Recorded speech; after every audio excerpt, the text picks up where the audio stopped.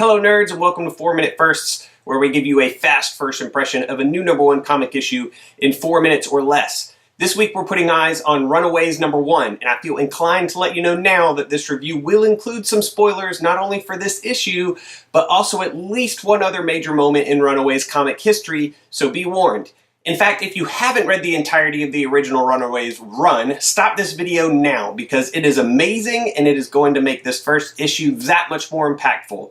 And this first issue's pacing is downright frantic. Nico's frustrating attempt at heating up some ramen is soon interrupted by time-traveling Chase Stein, who has Gert in his arms, complete with the dagger Alex threw into her gut way back in Runaways Volume 2, number 18. Nico has to use her powers to save Gert's life, but it isn't easy, and it turns out they're being watched. A few things to note about this series. Number 1, this is not a reboot, an important detail that we will return to later.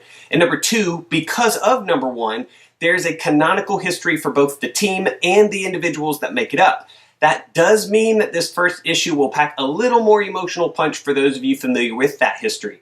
This issue centers primarily around Nico Minoru, and appropriately so, in part due to her previous leadership on the Runaways and the fact that of the cast, she's been the most active in comics since their last series, most notably in Avengers Arena and G. Willow Wilson's A-Force.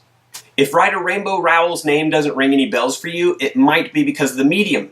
This is her first comic gig, but she's made some major waves in the YA scene over the past couple of years, particularly with her novels Fangirl and Eleanor and Park, the latter of which I believe is being adapted into a movie by DreamWorks Studios.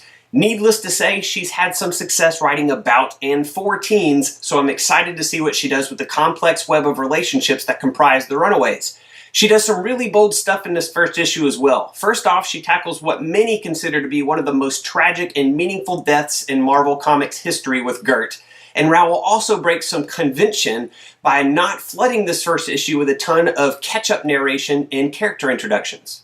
We really only get to know anything about Nico and Chase in this first issue, but what's there is good. Rowell depicts Nico's plight with her powers well, both in dialogue and their utilization, and Chase's love for Gert is obvious and powerfully rendered. The tension inherent in the single scene of this issue is riddled with frustration and doubt, desperation, and even some genuine comedy, and Rowell hits all of those beats extremely well. And Marvel clearly wants Rowell in this title to be a success as they assign some all-star art support to it with Kris, Anka, and Matthew Wilson. Since this isn't a reboot, Anka ages the Runaways appropriately. And on top of that, his facial expressions are on point, accentuating Rowell's emotional beats. And Wilson's color work is good, but it isn't superhero vibrant. And what I mean by that is you get the sense that this is going to be a more realistic book, relatively of course, and I think the color work makes that happen. With the television show announced to premiere on Hulu in November of this year, the timing is right, and the creators are perfect fits for this project. I'm excited to see how Rowell introduces the rest of the cast and explains what they've been up to in their absence from prominence in the comics, and I 100% dig that this is not a reboot, and think that to have made it so would have been a massive mistake. Let the TV show be for those jumping onto the fan base. This series looks to cater more to the already initiated.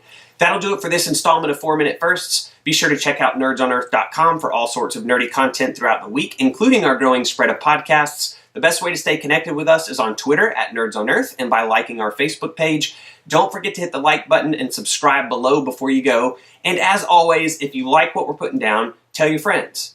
Because if Serenity taught me anything, it's that you can't stop the signal. Later, nerds.